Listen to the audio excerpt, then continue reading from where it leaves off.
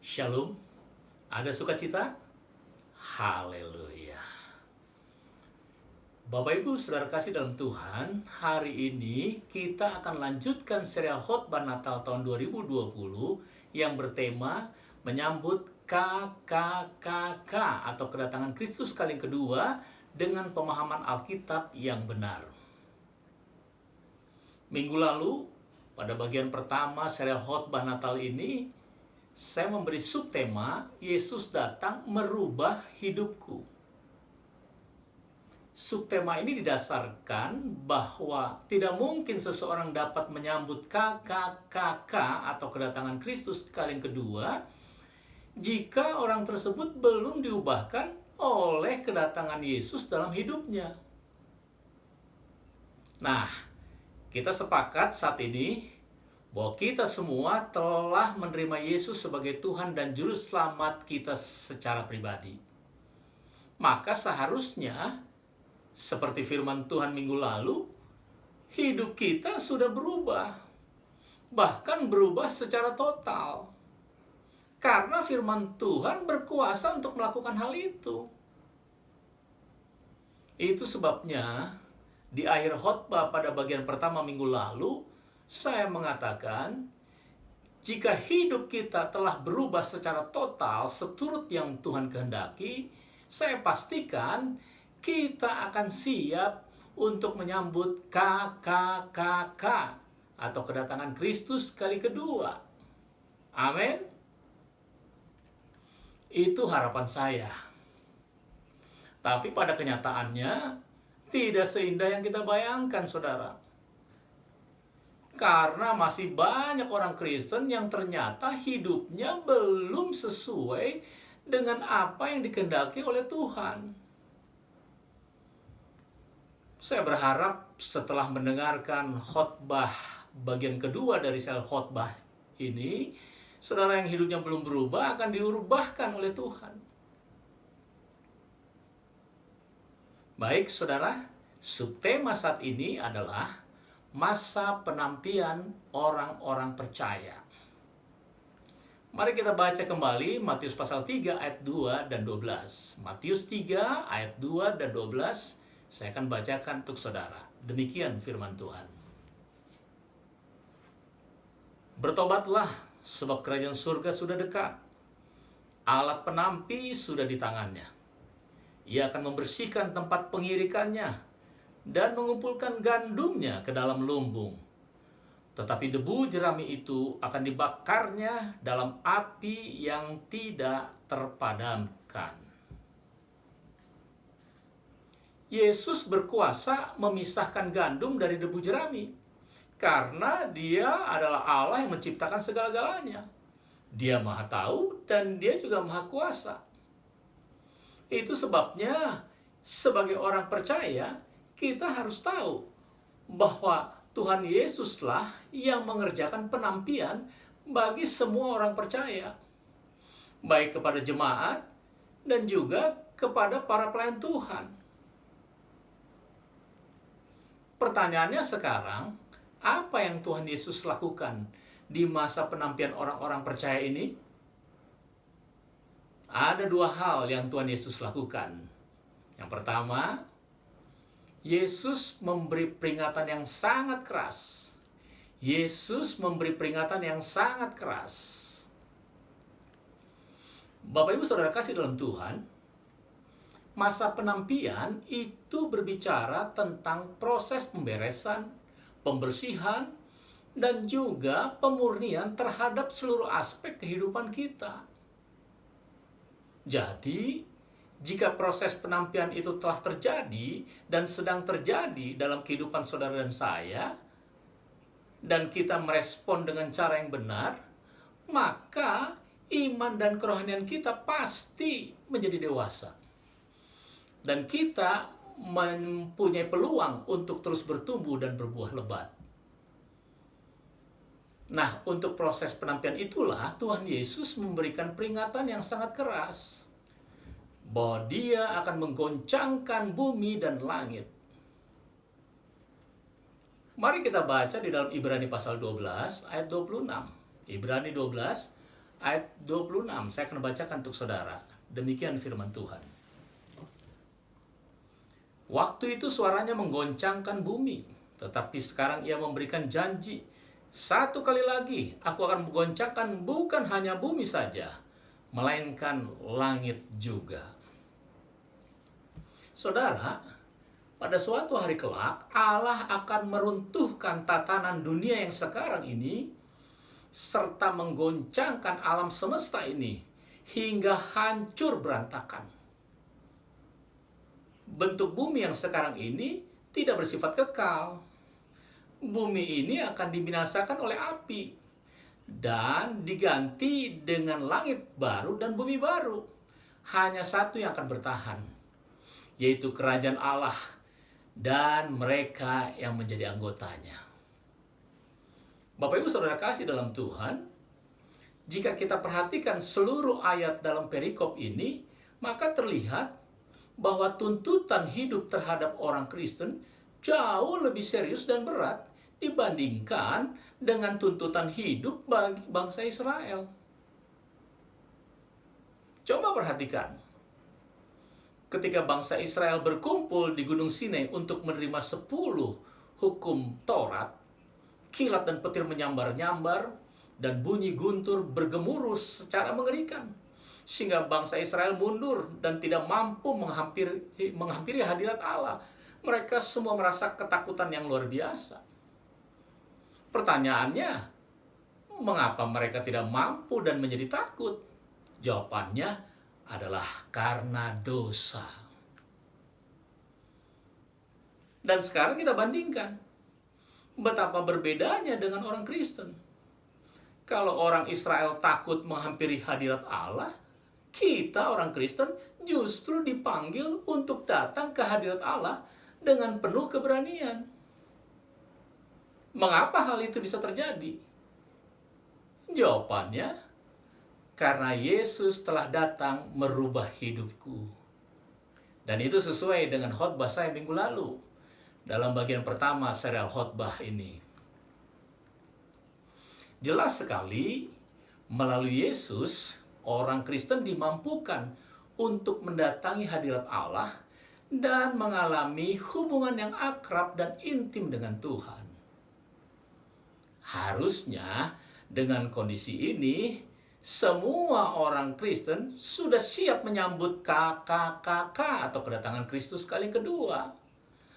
Namun nyatanya tidak.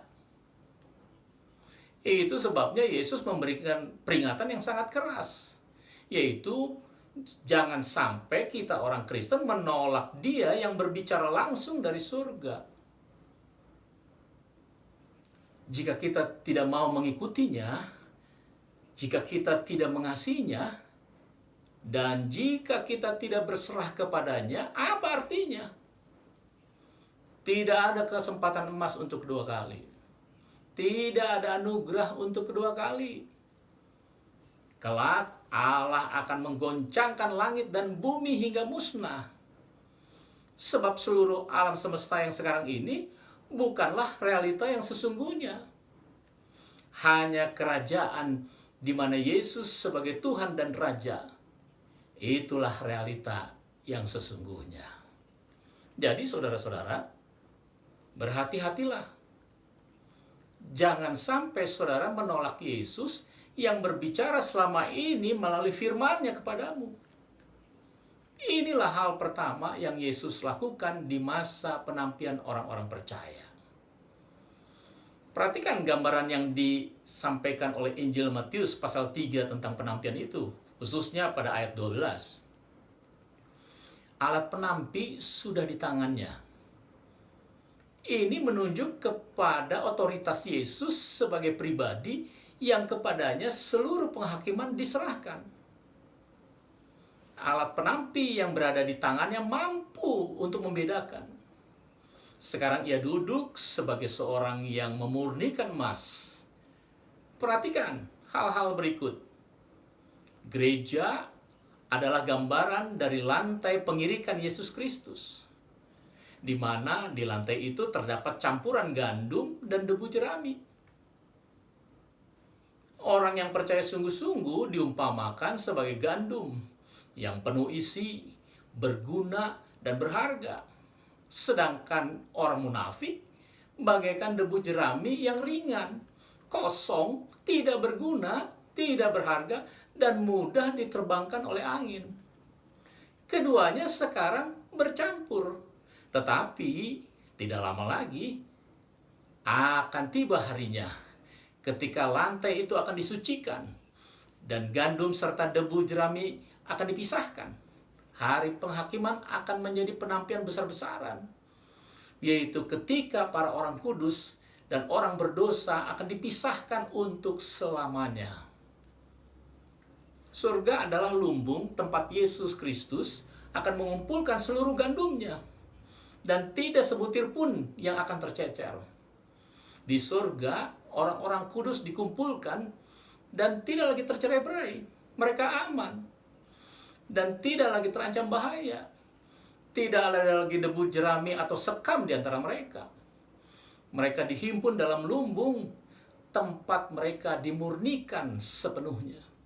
Sementara neraka adalah api yang tidak terpadamkan, yang akan membakar debu jerami yang merupakan bagian dan hukuman serta pemusnahan kekal bagi orang munafik. Jadi jelas, proses penampian memberikan catatan bahwa ada pemisahan antara gandum dan debu jerami. Gambaran ini memberikan pengertian bahwa saat penampian adalah saat di mana Tuhan Yesus akan memisahkan kehidupan yang tidak berguna dari yang berguna. Kehidupan yang berkualitas dari kehidupan yang sama sekali tidak berkualitas. Dan memisahkan orang yang sungguh-sungguh dalam Tuhan dari mereka yang hanya ikut-ikutan dalam Tuhan. Jadi saudara, ketika goncangan dilakukan oleh Tuhan, itu justru merupakan saat bagi kita untuk menunjukkan kualitas iman dan pengharapan kita yang hanya tertuju kepada Yesus Kristus. Saudara, goncangan dikerjakan Tuhan Yesus dalam berbagai bidang yang mempengaruhi kehidupan manusia. Seperti halnya sekarang ini, yaitu pandemi COVID-19. Dan goncangan ini akan memperjelas siapa yang sungguh-sungguh bergantung kepada Tuhan Yesus dan siapa yang tidak sungguh-sungguh. Ingat, Yesus memberi peringatan yang sangat keras bahwa ia akan menggoncangkan bumi dan langit. Dan itu pasti akan terjadi.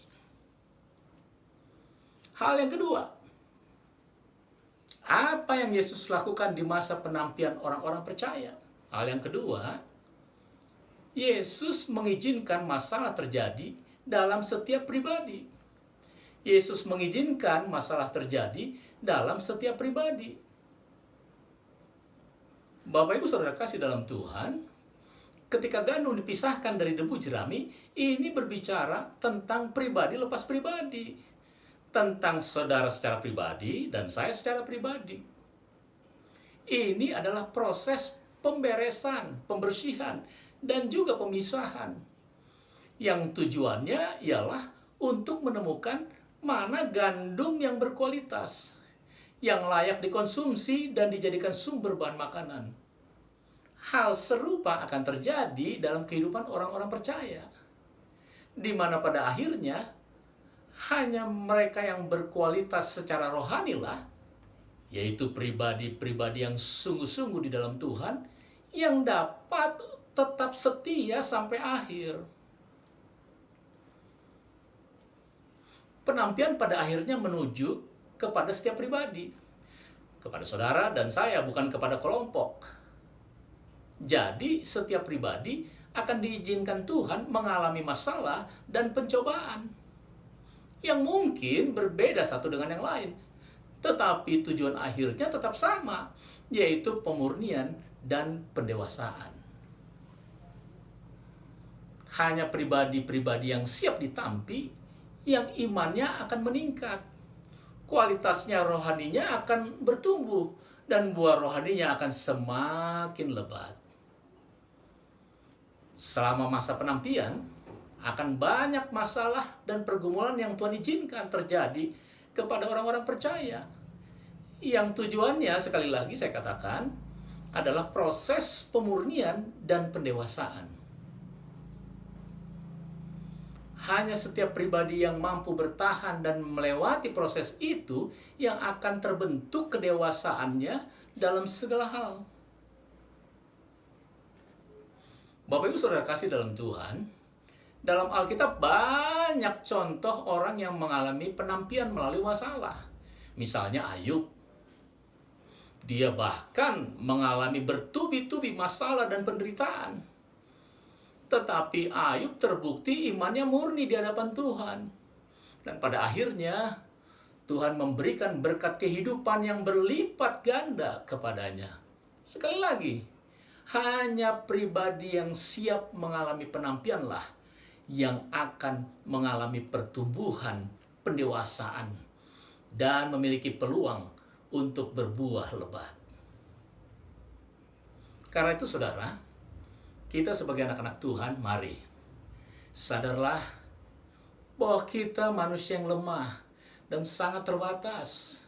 Jadi kita harus memohon kuasa Roh Kudus untuk memampukan kita bertahan dalam masa-masa penampian ini, bahkan sampai akhir hidup kita. Sehingga di tangan Tuhan Yesus nanti kita bukanlah debu jerami, tetapi sebagai gandum yang berkualitas. Amin. Dan seperti minggu lalu, saya akan kembali mengatakan, jika hidup kita sudah berubah total seturut yang Tuhan kehendaki, saya pastikan kita akan benar-benar siap untuk menyambut KKKK atau kedatangan Kristus pada kali yang kedua. Amin. Tuhan Yesus memberkati. Mari kita berdoa. Bapa di surga, terima kasih firman Tuhan sudah hamba sampaikan. Allah Roh Kudus akan menjelaskan kepada kami lebih dalam lagi dalam nama Yesus Kristus, sehingga kami memahami kebenaran firman-Mu. Terima kasih Tuhan buat firman Tuhan yang mengingatkan kami bahwa masa ini adalah masa penampian bagi orang-orang percaya. Hanya pribadi-pribadi yang siap ditampilah yang akan tampil rohaninya berkualitas.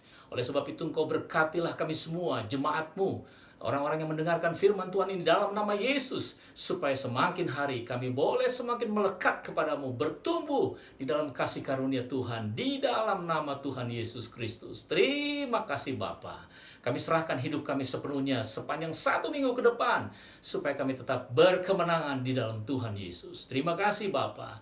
Kami juga berdoa buat bangsa kami Indonesia, bangsa tercinta. Terima kasih Bapa karena Engkau terus menyertai pemerintah kami, aparat keamanan dari pusat sampai daerah. Dalam nama Yesus Kristus, kami melihat penyertaan-Mu sehingga Indonesia tetap aman. Terima kasih Bapa, mampukan mereka untuk mengelola bangsa kami supaya ada kesejahteraan di negeri ini. Terima kasih Bapa, dan kami percaya krisis yang sedang terjadi pun akan segera dilalui dalam nama Yesus dengan pertolongan Tuhan. Terima kasih Bapa, terpujilah Engkau kekal selama-lamanya. Akhirnya segala pujian hormat kami kembalikan hanya bagi-Mu Yesus, Tuhan dan Raja Juru Selamat kami. Haleluya. Amin. Amin.